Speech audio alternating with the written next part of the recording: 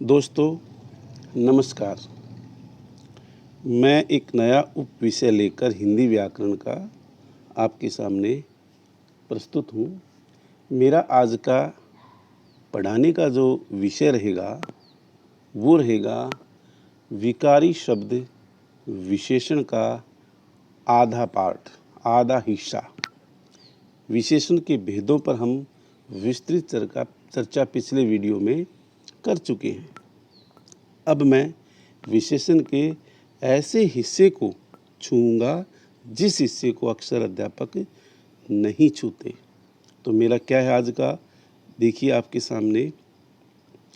पहला है परविशेषण, इस पर चर्चा करेंगे। दूसरा क्या है, विशेषण शब्दों की रचना। और तीसरा क्या है, तुलना के आधार पर विशेषण के भेद। तो चलिए आगे बढ़ते हैं। ये देखिए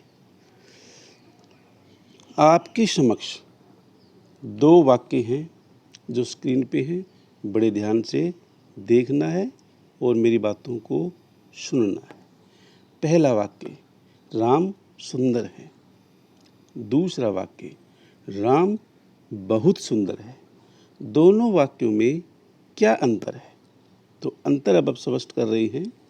राम सुंदर है, ये सुंदर विशेषता है। किसकी विशेषता है? राम की। सुंदर यहाँ भी है, ये विशेषता किसकी है? राम की। तो फिर अंतर क्या है वो अब देखिए, मैं बता रहा हूँ आपको। अंतर जो है, राम सुंदर है, ये सामान्य तौर पर सुंदर है। राम बहुत सुंदर है, यहाँ पर विशेषण की भी क्या बताई गई है? विशेषता। इसलिए बहुत जो शब्द है इसको हम क्या कहेंगे? पर विशेषण। तो दोनों की विशेषता क्या हुई? विशेषण की और पर विशेषण की। विशेषण शब्द वो होता है जो शब्द संज्ञा या सर्वनाम की विशेषता प्रकट करे। पर विशेषण क्या होता है? पर विशेषण वो होता है जो शब्द विशेषण की भी विशेषता बताए, उसे हम क्या कहेंगे? पर विशेषण कहेंगे। चलो अब देखिए, अब यहाँ पर कुछ वाक्य दिए गए हैं। उन वाक्यों के माध्यम से आपको पर विशेषण की अच्छी तरह से जानकारी प्राप्त हो जाएगी। पहला देखिए, मोहन की तबीयत अब बिल्कुल ठीक है। एक वाक्य और मैं बोलता हूँ, मोहन की तबीयत ठीक है। जो मैं वाक्य मोहन की तबीयत ठीक है, इसमें क्या है कि हाँ ठीक है। और मैं कहूँ कि मोहन की तबीयत अब बिल्कुल ठीक है, यहाँ पर 100% 100% ठीक है। तो हमने यहाँ पर क्या बता दी? विशेषण की भी विशेषता। इसलिए इस वाक्य में प्रविशेषण ये है। इसके बाद जो दूसरा वाक्य है, मुझे गहरा लाल रंग पसंद है, या मैं ये कह दूं, मुझे लाल रंग पसंद है। मुझे लाल रंग पसंद है, ये लाल सामान्य है। गहरा मतलब हमने लाल की और ज़्यादा क्या बता दी? विशेषता। अतः जो गहरा शब्द है इसको हम क्या कहेंगे? गहरा शब्द को इसको हम पर विशेषण कहेंगे। तीसरा वाक्य आपके समक्ष है, सीता बहुत ईमानदार है, या मैं कहूँ कि सीता ईमानदार है। इस वाक्य में सीता सामान्य तौर पर ईमानदार है। ईमानदार कोई कम होता है, कोई ज़्यादा होता है, लेकिन यहाँ इस वाक्य में सीता की और ज़्यादा क्या बताई है? जो विशेषण शब्द है उसकी और विशेषता बता दी। तो सीता जो बहुत ईमानदार है, इस वाक्य में ईमानदार, ध्यान दीजिए, ईमानदार, लाल, ठीक है जी। और ये जो शब्द हैं ये सारे विशेषण हैं। और प्रविशेषण क्या है? देखिए, बहुत गहरा और बिल्कुल। तो अब हमने प्रविशेषण की विस्तृत चर्चा की है और मुझे आशा है कि आपको ये बातें ध्यान से समझ में आई होंगी। अब देखिए मैं आगे बढ़ता हूँ। ये है विशेषण शब्दों की रचना, जो आमतौर पर विद्यार्थी ध्यान नहीं देते, लेकिन जब बच्चे परीक्षा की तैयारी करते हैं तो उन परीक्षाओं में मैंने देखा है बहुत सारे प्रश्न इस हिस्से से आते हैं। जैसे कि गत वीडियो में हमने एक चर्चा की थी, क्या चर्चा की थी कि भाववाचक संज्ञाएं कितने प्रकार से बनती है, तो हमने वहाँ क्या जवाब दिया था, 5 प्रकार से। जैसे भाववाचक संज्ञाएं बनती हैं ऐसे ही विशेषण शब्दों की भी रचना होती है। कैसे? देखिए, विशेषण शब्दों की रचना या मैं कहूँ विशेषण शब्दों का निर्माण कितने प्रकार से होता है, 1, 2, 3, 4। अर्थात मैं कहूँगा कि विशेषण शब्दों की रचना 4 प्रकार से होती है। पहला क्या होता है अपना, देखिए, पहला संज्ञा, दूसरा सर्वनाम, तीसरा क्रिया और चौथा अव्यय। इन 4 शब्दों से विशेषण शब्द नए बनते हैं।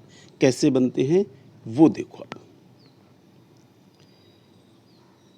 पहला संज्ञा से कैसे बनेंगे, जैसे भारत भारतीय, ग्राम ग्रामीण, बल बलवान।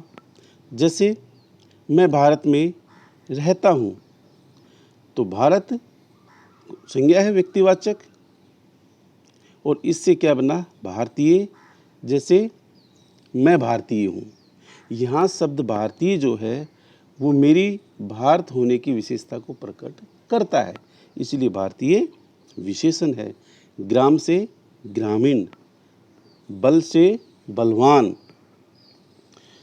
अब सर्वनाम शब्द से कैसे बनते हैं वो देखना हमें।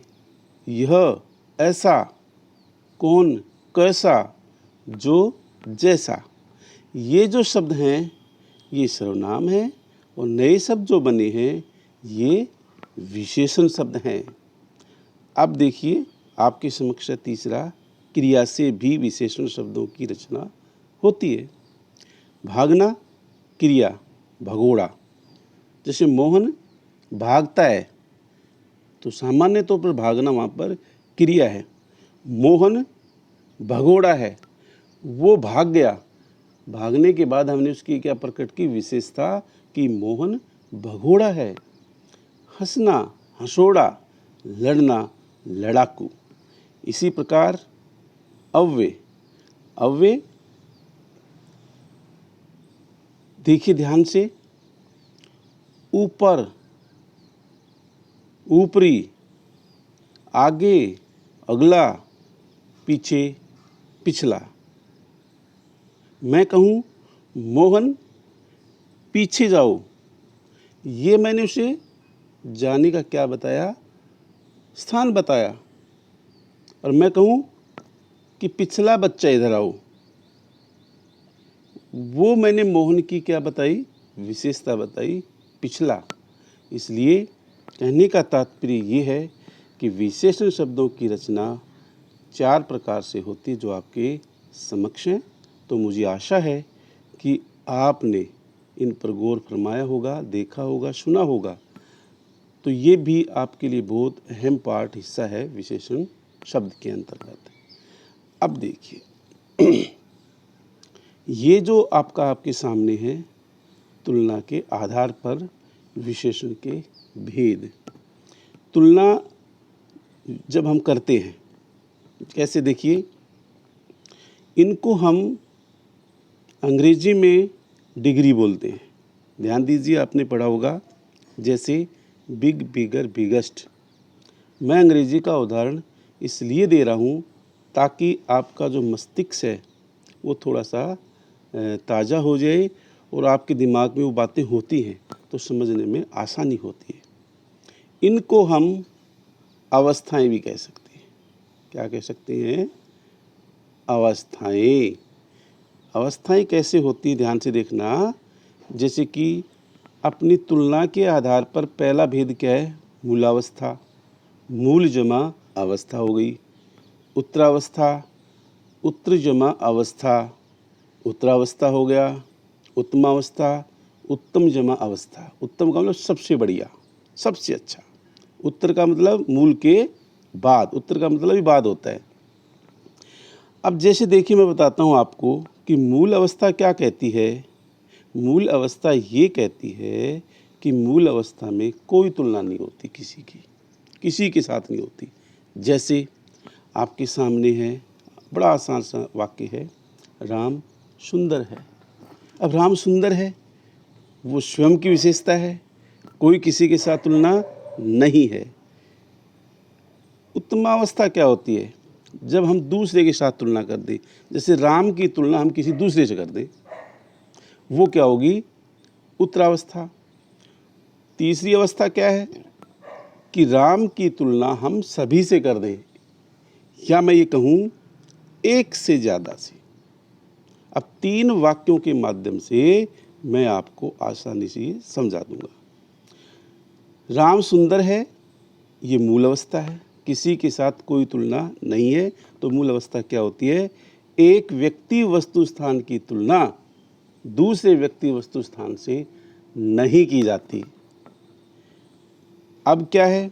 राम मोहन से सुंदर है, मतलब राम की तुलना अब दूसरे से कर दी। तो उत्तरा अवस्था जो है उसकी परिभाषा क्या होगी?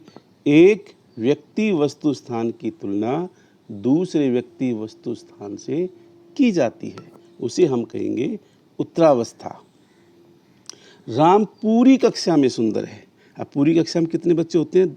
2 से ज़्यादा होंगे, तो 10 भी हो सकते हैं, 20 भी हो सकते हैं, 30 भी हो सकते हैं।